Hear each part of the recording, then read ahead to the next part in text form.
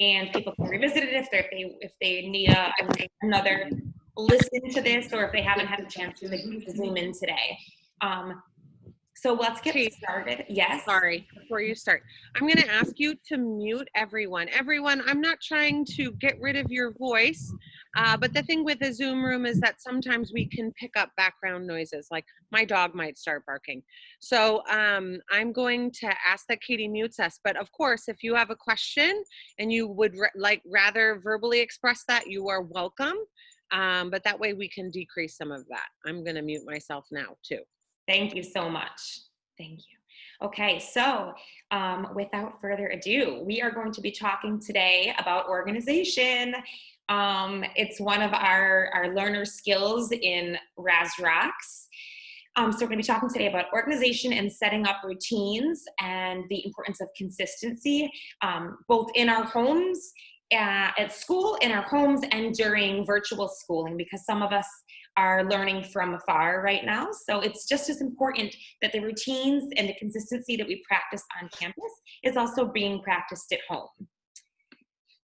So I had put up, we're going to talk a little bit about, when we're talking about organization and routines, we're going to be talking about setting goals a little bit. So I've put up some goals that we have for ourselves today, some of the things that we're going to be talking about. And again, it's about setting up routines, being consistent, having an organized structure set up in place. I am a big visual learner, and in order to learn things, I have to see them. So we're going to see, I have a lot of different kind of examples of things that we can see and we can kind of dissect and be able to look at. Because some of this, it's hard to imagine when we picture it in our head. And it's easier to actually be able to see what it looks like. Okay, so from the RAS Parent Guide, when we talk about organization with our students, what does it look like? So it's about setting goals, it's about planning strategies for academic and personal goals, right? So things we want to do in our personal and professional life, as well as goals that we want to accomplish academically.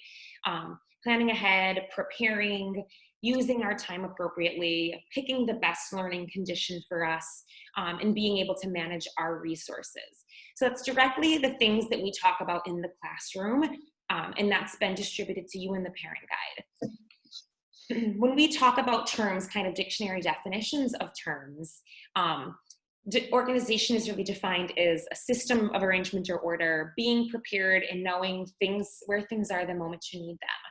For us at home and at school, for our learners, organization kind of looks like having systems and structures in place that helps us manage our day successfully. So how do we organize our learning materials? How do we organize our daily routines and our schedules? How do we organize ourselves in a classroom, in the home, in order to best meet our needs and to be able to be productive and successful in our day? Consistency refers to agreement, harmony, or compatibility in behaviors or actions, or a steadfast adherence to the same principle, form, or course. So you're doing something the same way every single day. For us, it kind of just looks like having preset expectations and following through on the expectations, having the same language every day, doing the same activities, behaviors, using the same language on a daily basis. And what our hope is that when we're being consistent, when we have these routines and structures in place, we're not going to have to say no so much to kids, right? If our kids come home every day and they say, like, can I have screen time? Can I use the computer? Can I watch TV? And instead of having to say, no, not today, no, we don't have time, if they went home and were able to just see, okay, what's expected of me when I come home? I unpack my backpack, I have my snack, I do some homework, I eat dinner, I get ready for bed. Then there's no question is, do I have time for screen time today? Or do we have time to go to the park today? Right? So the hope is that we have to say no less because the expectations are there and the kids know exactly what they need to do. I'm just going to go back for a moment. I made this little squiggly thing in between organization and consistency. Because for me, it feels like it goes really hand in hand, right? So when you're organized, that means you're doing things consistently, right? You have a consistent place where you keep things, you have consistent routines that you follow. So to be organized, you really need to be consistent. And to be consistent, you need to be organized. To do something every single day, you have to have a routine in place that's going to allow you to do something every single day. So I think that they really kind of go hand in hand. And it's important to talk about the two of them together. So why is it important? Why should we be organized? Why should we be consistent? If we have inconsistent routines, then every single day looks different, both at home and school. It's not supporting a child's feelings of safety or stability in their environment. If they don't know, when I get home today, do we have 10 errands to run? Is there going to be anyone home? Is there going to be 10 people home? Are there going to be guests over? Do I have time to get my homework done? If every day is different, then they don't feel safe and stable when they get home. Just like if they came to school and we changed our schedules and our routines every single day without prior knowledge, how would we ever get anything done? We don't know where we're supposed to be. We don't know what we're supposed to be doing. And I wouldn't feel safe in that environment. If every day we went into work and something different was thrown at us, we wouldn't feel like we're in a stable, productive environment. Also, if we're inconsistent in our routines, it's increasing personal stress and uncertainty. So if I don't know what to expect, I'm kind of in that state of fight or flight because I don't know, am I going to have time to do homework? Or am I going to get in trouble for something? What's going to happen when I get home? Who's going to be there? Again, so we're not really sure of what's going to happen, what the next thing is. In that as well, it increases stress in the home. So if a child isn't feeling secure and like they know what's going on, they're going to be constantly asking you. You're going to be feeling stressed out. The home is going to be feeling stressed out because we don't have these systems in place. And that's going to lead to unexpected behavior, right? Kid doesn't know what's happening. He's asking for something. You say, no, I thought we could, but we don't have time. They're going to have a big meltdown because they wanted this and thought they could have it. And yesterday they had it, but today they can't. So it's going to lead to things behaviors that we could have managed if we had just a better system in place. Whereas if we have consistent routines set up, we're setting expectations for our kids. We're decreasing stress because we know exactly what needs to get done. It's fostering trust. A child knows that whatever you say that we're going to do, that's what we're going to do. And I can trust you. And it's not like, nope, sorry, we don't have time. It's like we're following through on what we said. I'm just going to go through again and make sure we're all muted. It also tends to lead to less power struggles. It builds a student's confidence and independence because they feel like, okay, I know what's expected of me. I can do it. I know what the rules and the routines are. And then it establishes healthy and consistent habits. So if we're doing the same thing every day, we're forming those habits just like we do as adults, right? And so every day we're doing the same thing and it's leading to a healthy, constructive lifestyle. So that leads me into a little bit of a segue about the importance of daily practice, as we talk about and I have found a couple of these little things that I thought were important to share. And just the importance of we have to do something every single day in order to change our life, in order to get positive outcomes. Make sure. Hey, Kate. Yeah. I'm getting a lot of feedback on this microphone. So if you want to go in and there we go. Yeah. Got it. Thank you. You're welcome. So the importance of daily routines in order to change our lifestyle to make a really productive lifestyle. And we shouldn't skip these routines. The importance of consistency is that if you let something go for one day leads to 2 days, it leads to 2 weeks, it leads to 2 months. And then things are kind of in a tailspin, right? If we told our kid, okay, you don't have to brush your teeth tonight, and you let them slide and you can just go to sleep. And then the next day, okay, you didn't have to brush your teeth last night. You don't have to brush your teeth again. And then it leads to this practice of now, it's kind of a free for all. And there's no, I can just go to bed willy-nilly and I don't have to brush my teeth. And what else could I get away with not doing? So it's important to really hold fast, and kids struggle and kids are going to say no, and there's going to be pushback, especially when you're starting to form routines and setting up structures in your house, just like in school. But if you continue to do the same thing every single day, kids are going to fall into it, and it's going to just lead to a really healthy day, a really healthy and productive day, and positive, like the time that you're spending talking is positive conversations rather than conversations about screen time or how come I can't do this or yesterday you let me do this. So it's just, again, it speaks to the importance of every single day kind of setting up those things. So what does it look like at Rabat American School? We honestly, we structure and we organize everything because we just wouldn't be able to operate if we didn't have structures in place, especially with the younger or elementary kids. They need to have a routine. They need to know what they're doing every day. So some of the key things for us that we do at school that I think are the most important things. First, the verbal cues and the prompts. We're not running after kids again and again, repeating the same things. We have very simple cues that kids learn and that are used consistently so kids know what to expect. So for example, every morning in the community circle, the kids know that if they hold up however many fingers is how they're feeling today, right? They've learned this routine of, we don't all have to sit and talk for 30 minutes about how our night was and how our morning was. We have our check-in, we do it consistently. I'm gonna be able to express how I'm feeling today and it's done. If things are getting hectic in the classroom, maybe a teacher will prompt, stop and give me 5. And kids will pause, they'll take 5 seconds to kind of reset and redirect. The teacher might say, okay, we're moving on to this, let's get started. So the kids know it's not tantruming, it's not screaming, it's not, why don't you let me do this anymore? They hear that prompt and they know, okay, I have to take 5 seconds and then we're changing to something else. Also now with the virus, everyone's wearing masks. And so just a prompt, just a visual prompt of, tapping your mouth or tapping your nose, the teachers are letting the kids know, put on your mask. And this is something that, if we weren't doing and we weren't consistently setting ourselves up to say, hey, the mask has to go on, and then giving just a visual prompt, then no kids would be wearing their masks and school would be looking very different right now. So we start to teach in very early to the kind of routines and organization we want in our classrooms. That being said, we also have daily routines that, it seems so basic to us.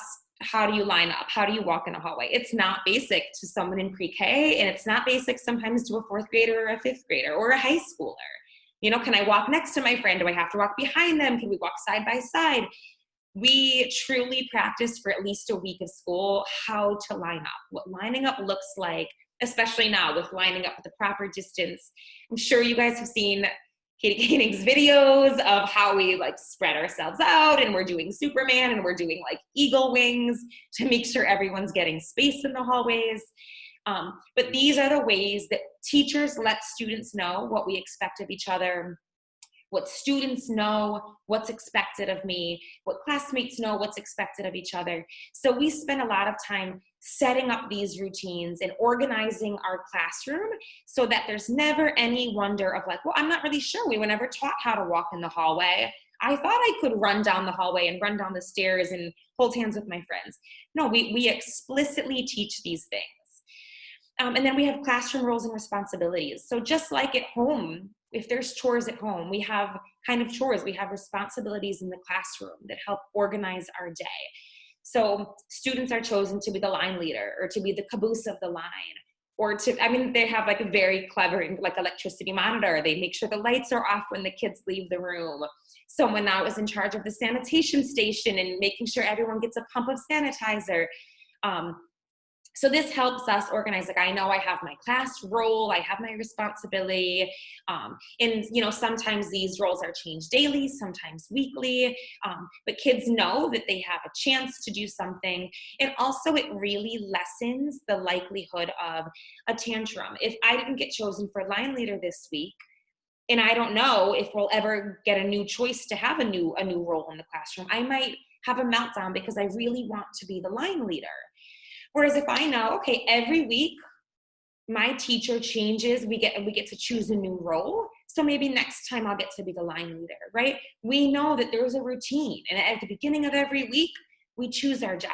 So I'm not worried about I'm never gonna get to be the line leader, because there's options for it in the future, and I know that. Also, I have on the right how highly organized our workstations are. And this is something if you're learning from home as well. If everything is kind of really well labeled and I know exactly where to find my things, it's clean, it's neat. Even at the top, they have buckets for, and this is from one of our classrooms, it's from a kindergarten classroom, pencils that need to be sharpened and pencils that are sharp, right? Like if I broke my pencil, I don't have a meltdown and say, oh my God, I'm like, no more pencils, I can't write all day. I bring my pencil to the to be sharpened bin and I take a fresh one out of the sharp bin and then I keep it moving, right? I go back to my desk because I know that that's how the classroom is organized. I think it's so important to note that, like, if you're setting up structures at home and you're starting to organize your home, just like we organize at school, it's expect it to be chaotic. It's going to be wild. Kids are going to see, like, what am I able to get away with? How serious do they mean this? Can I, like, if I push a little bit, will I get what I need? Will mom change her mind? Will dad change his mind? So this doesn't happen overnight. Again, we spend a week talking about how you're supposed to line up, right? So, and that's like a teacher, that's a kind of a new adult in their life, and we get pushback and it takes time. So expect that at home, it's going to take some time. Things will not happen overnight, and it's going to definitely take work, but the reward at the end is so worth the work for it. So here's just a couple of other ways that how organized and how highly structured we are. Again, these are actual photos from RIS classrooms. So we have on the left, the expectation in every single class we have today. What are we doing? Right? I'm not wondering. I don't know what's happening in reading today. I don't know what's happening in writing. We know exactly what's expected of us each class that we have today. Ooh la la, we missed her. Oh, where'd she go? Hi. Wow. That's a commercial break. Yeah. Snap break. Hi, I don't know what happened. It shut me right down. Let me just pop right back into this. Sorry, friends. That was very unexpected. I'm not sure if it was maybe my internet. Let's hop back in here. Thank you for your patience. Okay. So I would just interject here in this beautiful moment. We use these as a model for self-regulation. So often with technology in classrooms and even in assemblies, things don't always go exactly. So we, as parents and as educators and as adult humans raising younger humans, we just talk about in this moment, oh, look at how I'm regulating. I feel frustrated, but I'm going to be okay. I took a big, deep breath. So anyway, little teachable moment, commercial break. Yeah, and we're back. Thank you guys. So sorry about that. That is indicative of 2020. So again, on the left-hand side is all the expectations for the class. The middle is a visual schedule that's in most classrooms. So when a child is saying, like, when is it recess? Is it recess yet? I want recess. They can refer right to that and they can find exactly what time recess is, or snack time or lunchtime.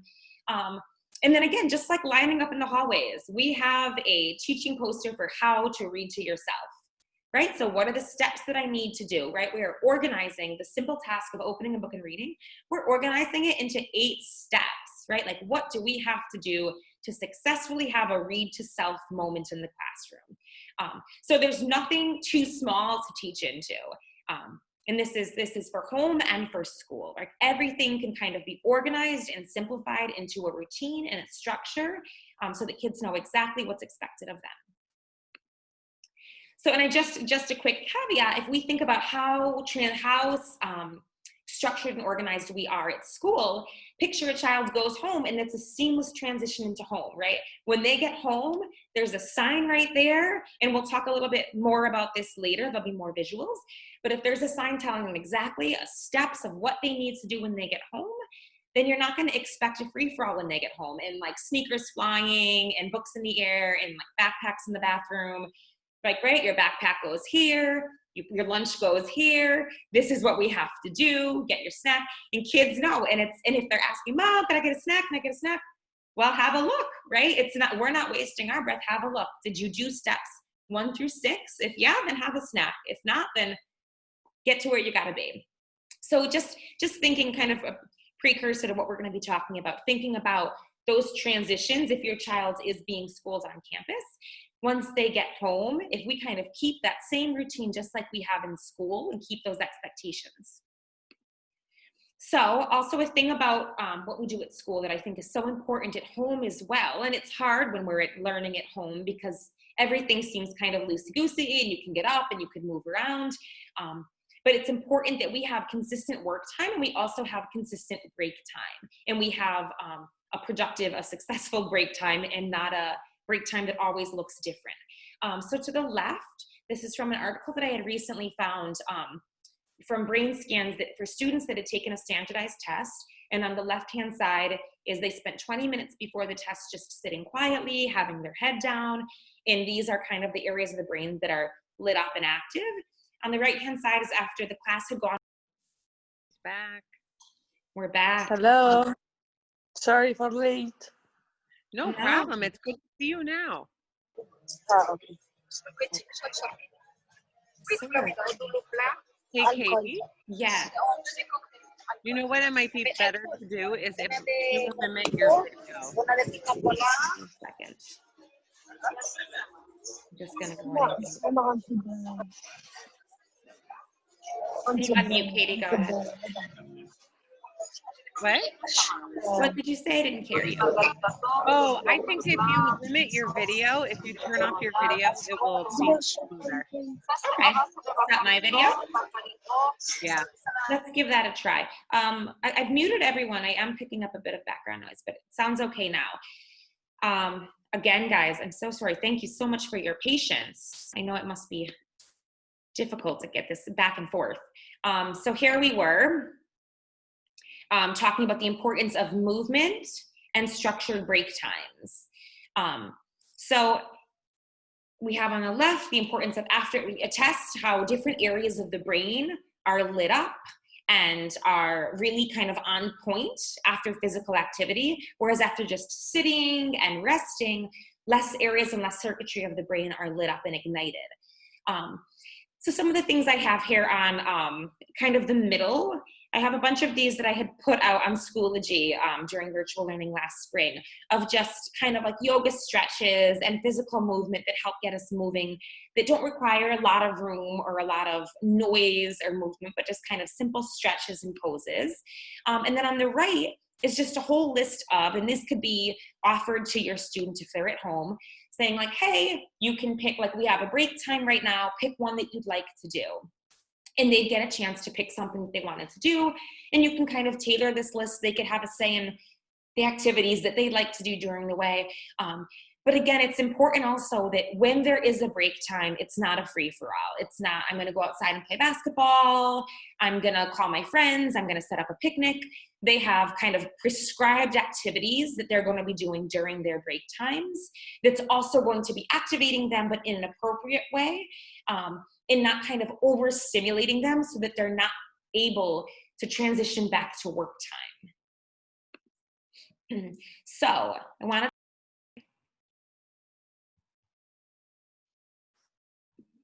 Oh, did it happen again? Hi. It happened again, my goodness. Okay. Let's continue. Third time's a charm. Let's continue. My internet usually is pretty good, so it's just my luck.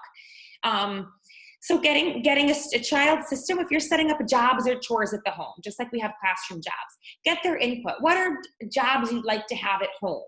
So that when they come home or at meal times or at bedtimes, they know what their job is. What do I have to do that mom and dad are asking of me? Setting up times for daily activities. We're gonna move forward and talk about kind of daily activities and daily schedules. We wanna declutter our house, especially our home learning space. right? None of us would be successful at work if we walked into our office and it was chaos and there was papers everywhere and you didn't know where to find anything. So it's the same thing for our students. We kind of need to have a clean, organized space for them. It's important to maybe prepare the night before. In the morning, if you're hustling and you can't find the backpack and you don't know where the lunch box is, if you, before bedtime, if you're setting up, let's pack our backpack, let's get our lunch box out, maybe we pack our lunch and, put it away, we put it in the fridge for tomorrow, so that we're all set for the morning is not a chaotic situation.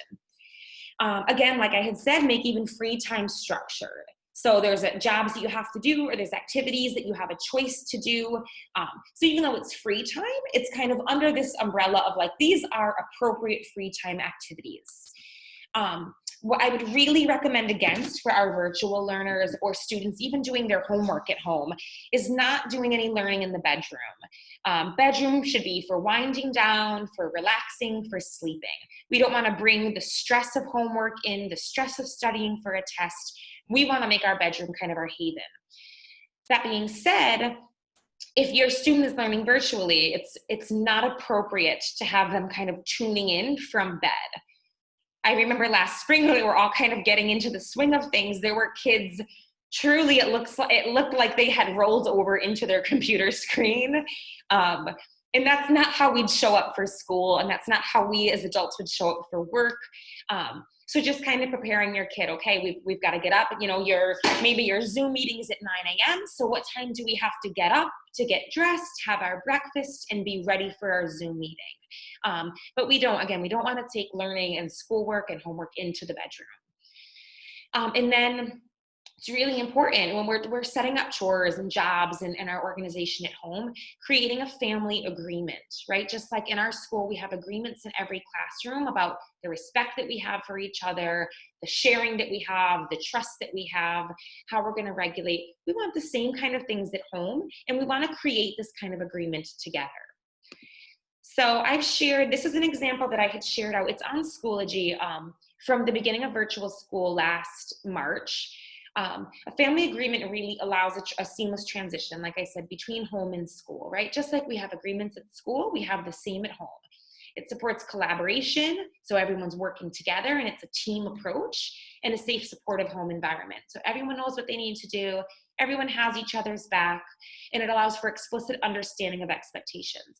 So the family agreements are posted somewhere, they're highly visible, everyone has signed them. So on the right, I just have an example that I had written in March about how our agreements for sleeping, our agreements for meal times together, our agreements for how we share our feelings and our thoughts, how we socialize with each other and with our friends, maybe screen time rules. Again, you're going to cater this to what's appropriate at your home and what are the things that need to be addressed at your home, right? So some families, they all hop into bed at 9 p.m. and it's not a worry. Maybe you don't need the agreement for a 9 p.m. bedtime or a sleep routine. Maybe some families do need a kind of specific rules about what mealtime is going to look like. Are we all going to sit together? We're not bringing screens or books or toys to the table when we eat. So it's important that kind of the family sits together and we all have a say in this. We add any rules and then we all sign it, right? We all take ownership and responsibility for like, I have part of this and I trust that the other members of my family are going to follow through and my family can trust me to follow through. So again, it kind of supports that trusting and that supportive and collaborative environment. Also, what's really important is consistent language. We're kind of using the same terms every day. We're using the same language. And like I said, we want there to be less no's. We don't want to constantly be saying no to our kids. So rather than no's, if we set up kind of a system of an if-then, right? And some of you may be familiar with this, some may not. But it's if a child wants something, but there's an expectation, like if you finish cleaning up, so let's see, we'll see some examples. If you finish your homework, then you can play outside. If you make your bed, then we could start making our breakfast. If you clean up your toys, then you could have a game on your iPad. And again, this might lead its way into a home routine or a home schedule that you guys have that's visual somewhere in the house. But if a child wakes up on Saturday and says, I want to go outside, I want to play, I want to go see my friends, Well, you can, but there's an expectation. It's not just, no, you can't do that. You have to clean up. No, you have to do your homework. It's, yeah, you can do it, but first, this is what I need from you.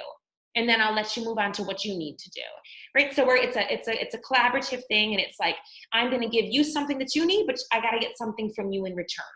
And again, expect some pushback, expect the pouting. It's okay, but if you're consistent in your language and you say, listen, this is what I need from you. You know, you need to go outside. I need you to make your bed, right? We have an understanding and we have an agreement. So here are some examples. Like I said, I'm a very visual person. So if you're thinking about like, well, I don't know, how do you set up something at home? There's two examples. The one on the left is a structured, just kind of coming home from school routine. So what do I need to do when I get home? Instead of being like, hey, do I have a snack now? Do I get changed? What time is dinner? If we have consistent home routines, then a kid knows at 4 o'clock. And I like to, with kids, even older kids, have visuals there, right? So it's like, if they're taking a quick glance, or if the language is too much, they have a visual of what it looks like. So maybe they get home, they eat their snack, they start their homework. By 5:30, they have free time, but again, it's a structured free time. So maybe you guys have a list of like what activities are okay. Maybe it's reading, maybe it's basketball outside, maybe it's swimming in the swimming pool. So it's just so you kind of, it's under like, okay, these are the things that are okay to do today. Then we have our dinner time.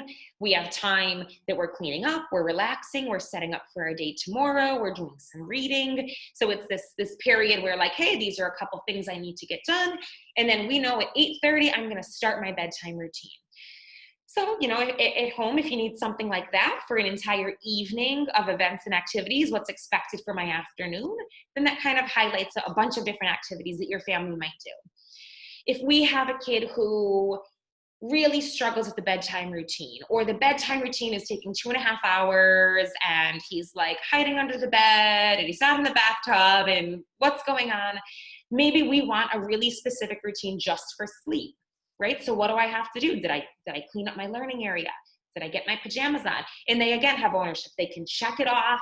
You could make a little Velcro system. We have with some students, they have kind of Velcro pieces and they Velcro on every activity that they've done, or a check mark once they've completed it. But it's very explicit step by step of one routine. And it might be the same for something like mealtime. Get a plate, get a fork and knife, get your cup, sit down at the table, make sure your hands are washed, sit down at the table, but it's breaking one task down into really small, attainable steps. And again, if you notice, oh, they haven't washed their hands, you just point over to the chart, oh, you didn't check off wash hands, did you wash hands? Then they know, oh, I missed a step. Go over there and fix it. So again, they can be as structured or as kind of loose as you see fit for the family, or what the needs are for the routine in the home. So again, thinking about like, are we setting ourselves up at success? If my house looked like this or my office looked like this, I tell you what, things would be very different. And I think that's the same for everyone. It's really hard to learn, to receive information, or to have good output of information, or to learn when things are really chaotic, right? If things are all over the place, we don't know what's where. So we have to think about, just like in the classrooms, is this set up for our learners? Is home set up for success?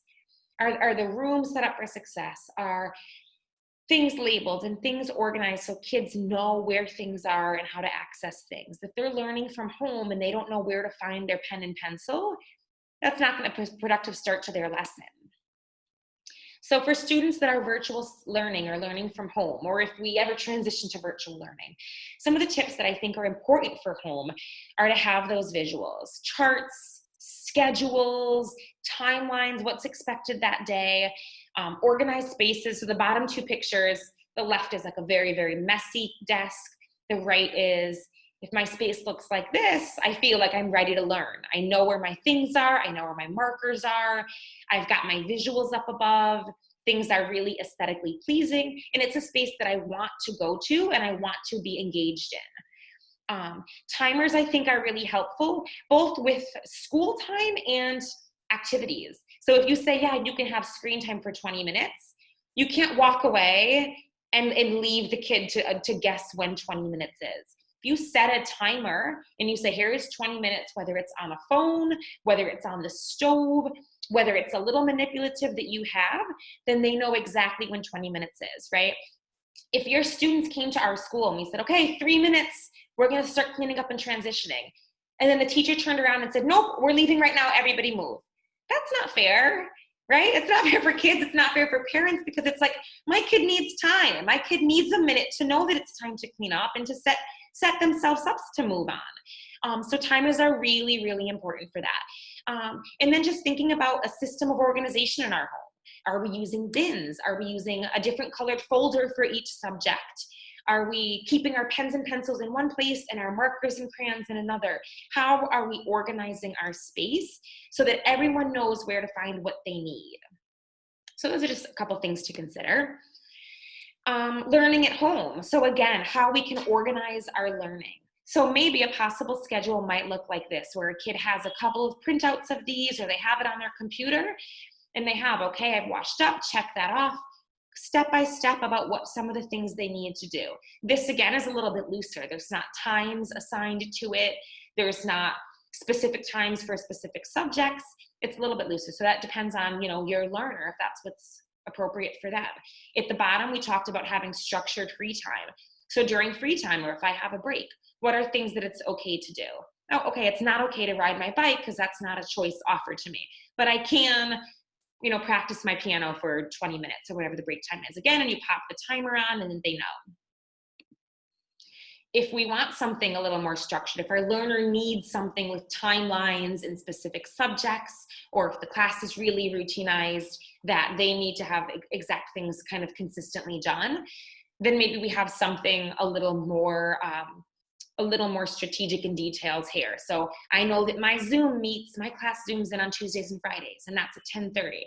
So, okay, and then I finish it, I check it off. My math time is at 11:30. And then, okay, once I'm done with math, I can have a stretch. Then I'm doing reading, and we have 2 break times here. So we put in a morning break where they could have a snack and water. We have an afternoon break where maybe it's an active break where they can do jumping jacks, or they can do hopscotch or jump rope. Again, maybe using kind of a prescribed list of active activities that are appropriate for break time. And then at the bottom, just some thought questions. Did I post something on Seesaw? Did I read something? Did I, use a learning website? Or did I learn something new on a website? And maybe they want to know something that I needed help with today, or something that I need more support with. And that could lead to a discussion at the end of the day with home. And mom and dad can say, okay, I understand. You got everything done today. You posted on Seesaw. It looks like you need more help with this, so that we know where they need support, or it helps them identify, this is what I struggled with. So my next Zoom meeting, I'm going to be able to tell my teacher that this is what I need more help with. So they're, again, taking that responsibility and that ownership. And then again, we talked about daily practices in goal setting. I think it's really important that students set goals for themselves, right? Not that we're setting a goal, hey, I really want you to get better at your reading. If a kid has a goal, whether it's personal or academic, I think it's really important, because it's helping them to start a consistent routine to reach that goal.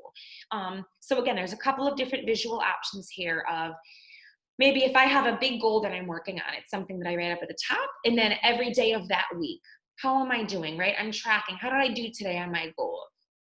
Am I improving? What at the bottom, like when I get off track, like what's the problem? What are some things that can solve my problem? So giving them that ownership of, like, I've set a goal. How can I help myself? What do I need support with? And it also helps them organize their day. If they know that this is my goal, it's to work on my reading. Maybe my free time activities are going to be more reading today, because that's something that I'm working on. Or in a Zoom meeting with their teacher, they're talking about, I want to practice my reading. Can you help me with that? Or maybe the teacher has suggestions. And on the right, something similar, it's a bit of a different structure, why they have this goal, what things that they need, what the steps that they're taking, and then any notes they have for themselves. And at the bottom, which I think is nice, how I'm going to keep myself motivated, right? So how I'm going to really take ownership and make sure I stay accountable, what's going to motivate me to do this. So maybe they have this goal of like, I'm going to read a Harry Potter book, and that's my big goal. So that's why I want to improve my reading. So it just kind of gets them in the space of just like adults, right? The practices that we do every day in our daily habits, we learned in our youth. We want to make sure that children are learning these habits and these practices. They're setting up goals. They're setting up routines for themselves, and they're building responsibility in themselves so that in their professional life, they're going to show up and take ownership and be, responsible, organized colleagues and friends and coworkers and just humans. And then again, when we look at behavior management, these things can also be used for behavior management. So whether it's like the thing on the left, again, I believe this is in Schoolology, it can be broken up into morning, afternoon, and night. If there's something that we need a lot of prompting with, then maybe 3 times a day we're doing a check-in. Hey, have you helped mom, or did you clean up your toys? You're identifying what area here is our goal, right? Did I take 5 deep breaths when I got upset? Maybe that's the goal, right? And in the morning, did you do it? Was there any times you got upset? Did you take 5 deep breaths? In the afternoon, maybe you ended up throwing your toys and you got really angry. Okay, well then, afternoon it didn't work out. But we're checking in throughout the day, and maybe the end of the week, if we've gotten up to a certain point, then it's a special kind of time with mom and dad, or we get to watch a special TV show, or just have a special kind of treat that they wouldn't normally get. So it's something that they're working towards. And similarly, come some of these other things, stars and it could be aligned with like the little owl one with your bedtime routine. Monday, did I make my bed? Did I brush my teeth? Like, have I followed all of my steps?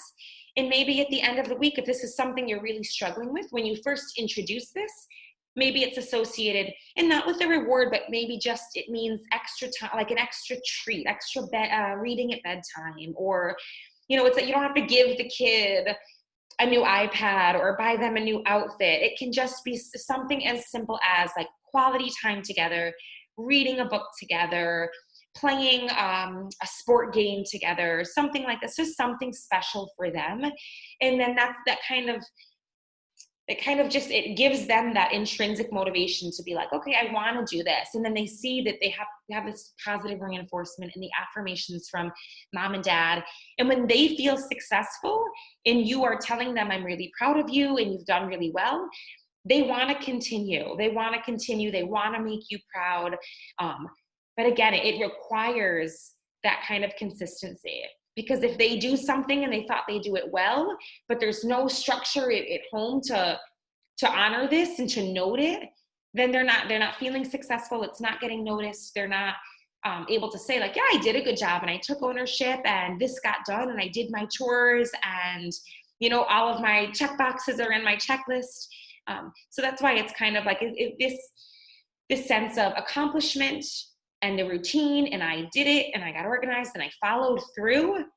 It's increasing our feelings of value for ourselves, our confidence, our independence, so that soon enough they're not going to need a chart for did I take 5 deep breaths or did I brush my teeth before bed. They're going to be able to do it independently. So just kind of a last quote that I had found again, success doesn't come from what you do occasionally, it comes from what you do consistently.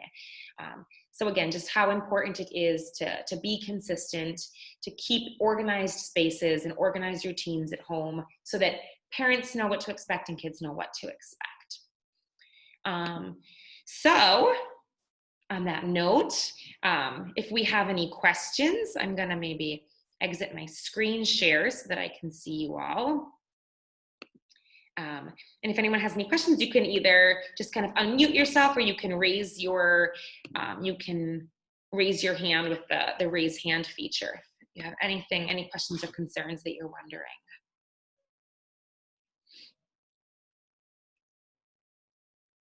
Yes, Suzanne, thank you.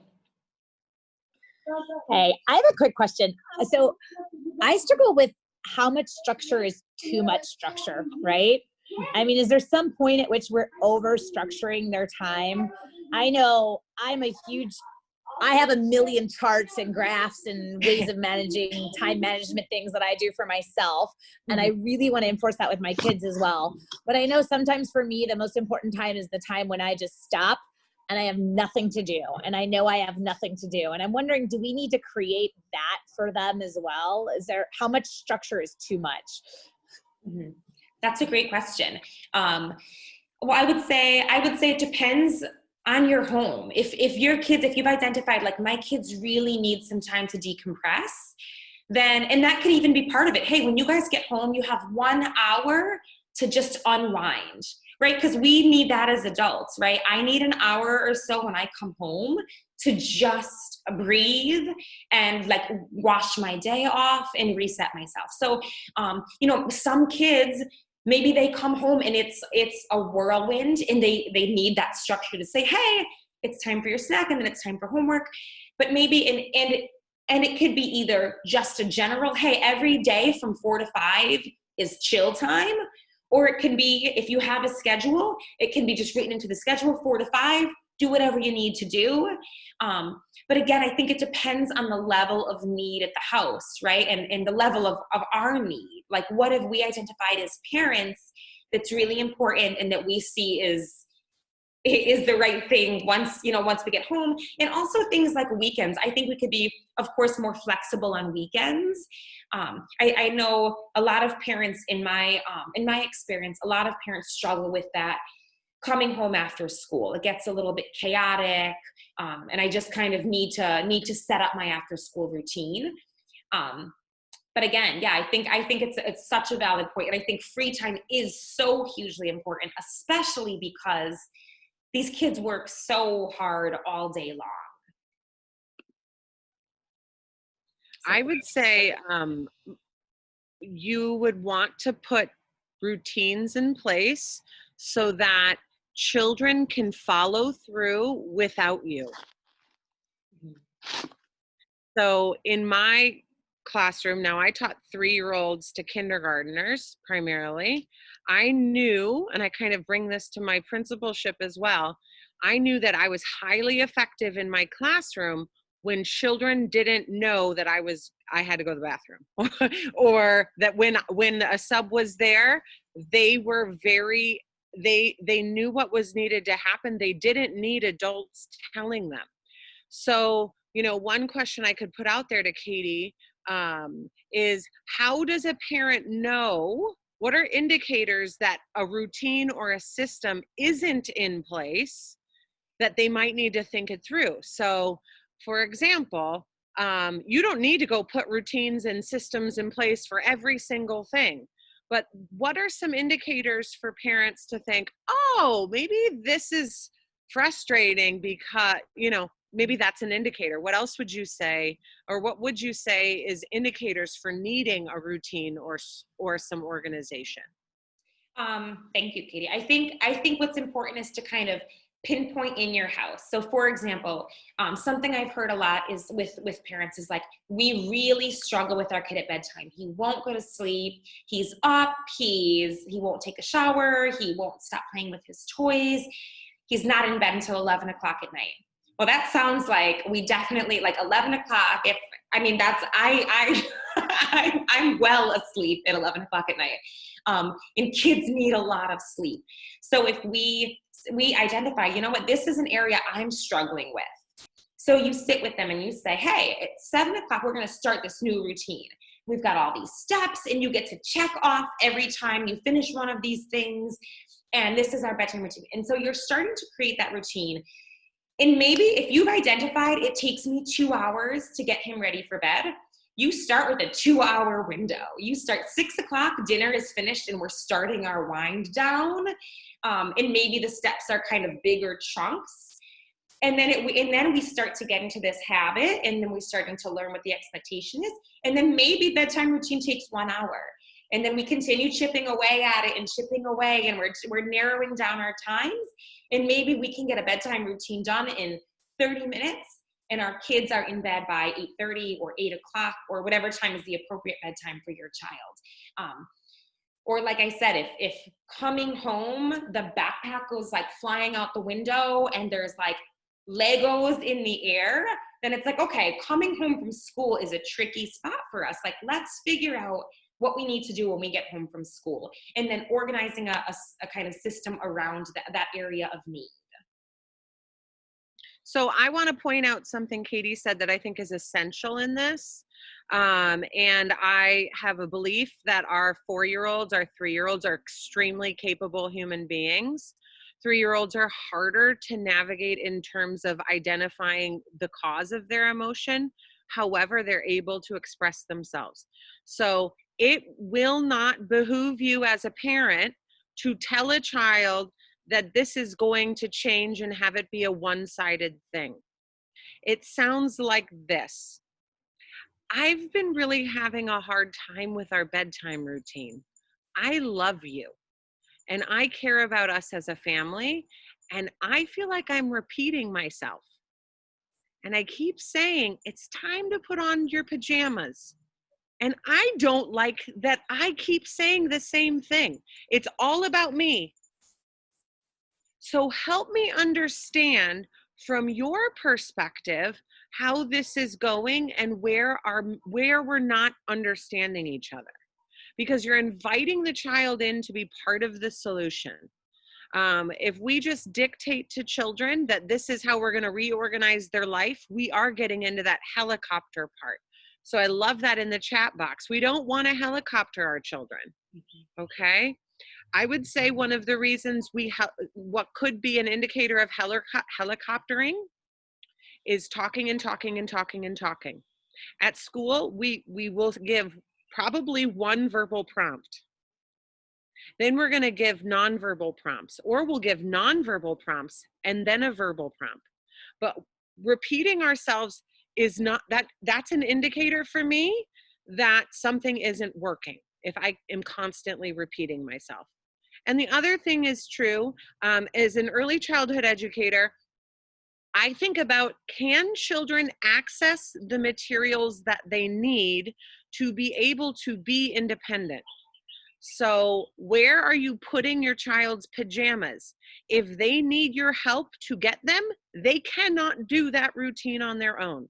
You have made them dependent on an adult. So those are things to be thinking through. Like, in their bedroom, can they open those drawers by themselves? If not, let's fix that part.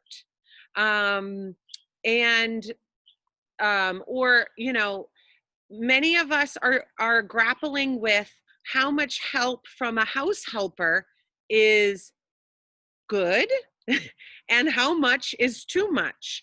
So you may, as a parent, have a stance, or your stance as a mom and your husband's stance are different.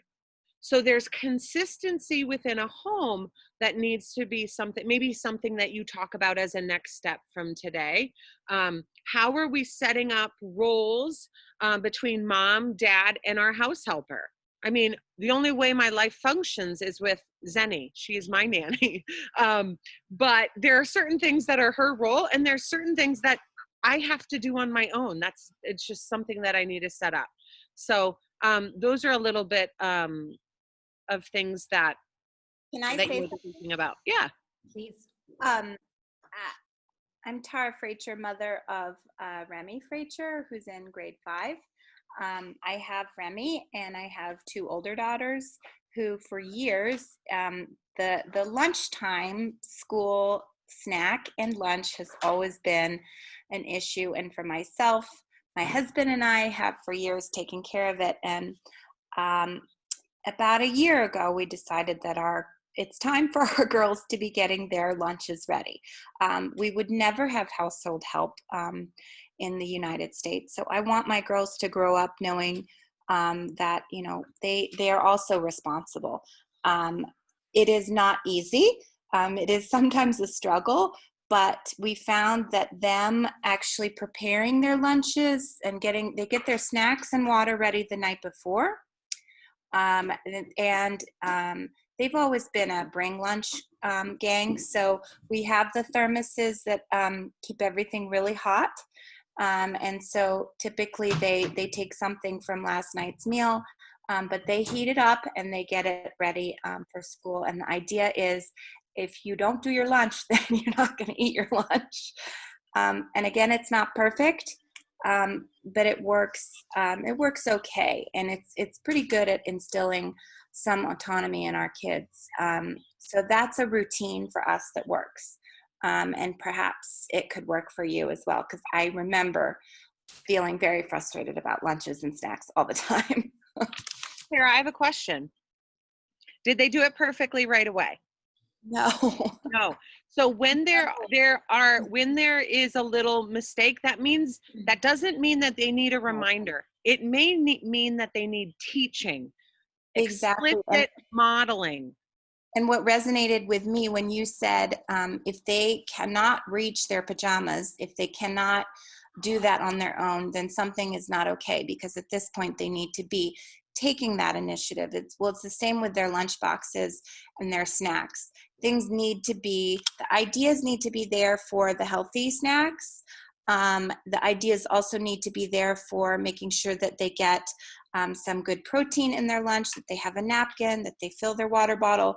So again, it's a good routine to instill in them. It does not always work. We can occasionally have people running out of the house and coming back, and there's absolute chaos, as any house is, but it works well enough for me to be satisfied to want to continue.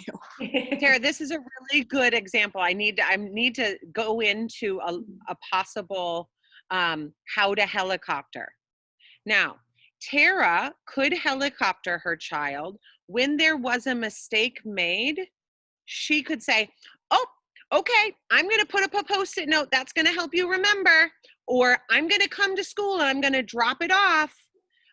When we impose our strategy as the only strategy for a child, then we are becoming a helicopter, or Right. we're not allowing for failure. We had last week, I think somebody forgot a fork for their pasta. Well, they didn't have a fork for their pasta that day. I wasn't able to rescue them in that. And that's a good lesson for them too. They're not going to ever forget the fork again. Or maybe they will. We just had a colleague who forgot a fork, and life didn't end. This is where I think, okay, I always want us to check ourselves. Is this something that actually occurs in the world when we are adults? Do I have to prepare my lunch? Do I need to have thought that through? It's a complex task. And often when we see children struggle with a routine at first, it's because we may have underestimated all of the little tiny pieces. I'm imagining now, Tara, this is my last question for you. I bet your children all have different organizational needs or strengths, right? So for some, this was a super easy, fast task. And Tara needs to make sure that she doesn't kind of overimpose on all the other girls' lunches. Or maybe she does, but children are going to develop these skills at different rates, and it's going to be easy for one and very challenging for another. And that's because most likely it's a complex task that requires a sequence that can be harder for other children. I also just wanted to say thank you to you and Katie B and the grade 5 teachers, and just really I feel we're feeling a lot of support, and we feel like it's going as smoothly as it can. Yeah. Thank you so much. And I we talk about, having to co-regulate with our kids when they have a tantrum, helping them to calm down. Just like this, right? We're building these skills. Kids aren't going to know immediately maybe how to put their pajamas on, but or how to make their lunch alone. But if we are doing it together at first, and maybe like, I'm going to put peanut butter on the sandwich and you put jelly on the sandwich, and then we'll put it together.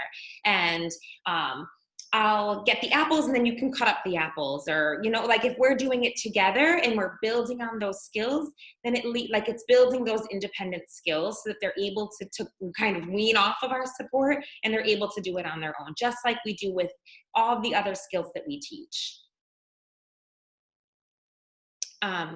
So again, I want to, if you guys have any more questions, you can reach out to me. My email is kbuell@res.ma,